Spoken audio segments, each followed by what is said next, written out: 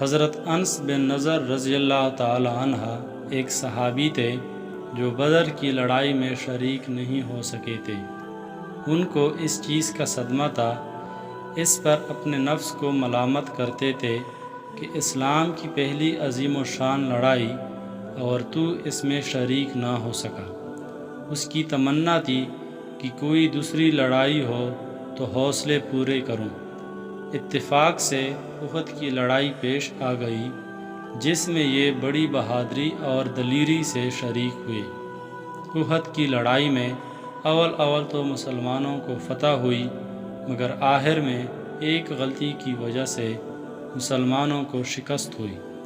وہ غلطی یہ تھی کہ حضور اکرم صلی اللہ علیہ وآلہ وسلم نے کچھ آدمیوں کو ایک خاص جگہ مقرر فرمایا تھا کہ تم لوگ اتنے میں نہ کہوں اس جگہ سے نہ ہٹنا، کہ وہاں سے دشمن کے حملہ کرنے کا اندیشہ تھا۔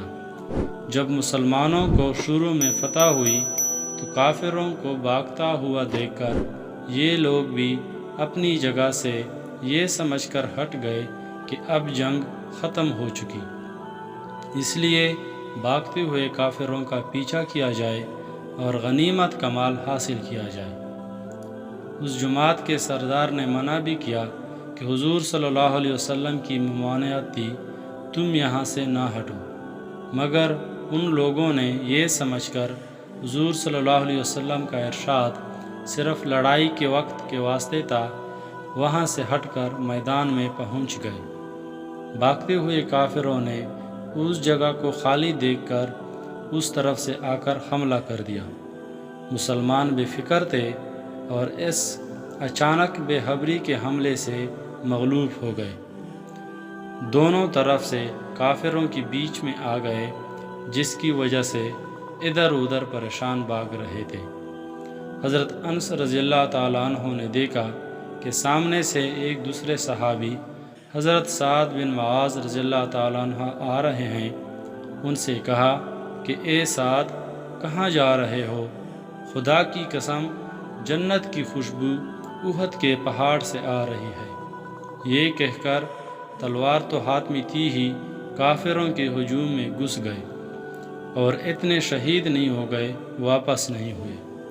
شہادت کے بعد ان کے بدن کو دیکھا گیا تو چھلنی ہو گیا تھا۔ 80 سے زیادہ زخم تیر اور تلوار کے بدن پر تھے۔ ان کی بہن نے انگلیوں کی پوروں سے ان کو پہچانا۔ تو ناظرین، جو لوگ اخلاص اور سچی طلب کے ساتھ اللہ کے کام میں لگ جاتے ہیں، ان کو دنیا ہی میں جنت کا مزہ آنے لگتا ہے۔ یہ حضرت انس رضی اللہ تعالیٰ عنہ زندگی میں ہی جنت کے خوشبو سونگھ رہے تھے۔ اس قسم کی مزید ویڈیوز دیکھنے کے لیے ہمارے چینل کو لائک اور سبسکرائب کریں۔ شکریہ۔